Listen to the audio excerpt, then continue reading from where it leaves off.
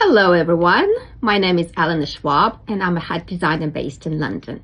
Today I would like to introduce this beautiful hat, Amelie boater, and I'm going to show you how to wear it.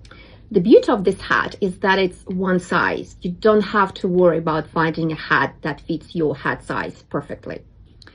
The secret is right here. It's an elastic. That's what helps to keep your hat securely on your head. Put the hat on your head, on the side, slightly towards the front. Now the elastic goes underneath your hair. See? Just like that. Then you adjust the hat the way you would like to wear it. And voila! So how do I know that elastic is the right size? Well, I don't always do. I would always ask the hat size just to have an idea. But sometimes when orders are placed online and I can't measure the hat size of my client, I would do this trick.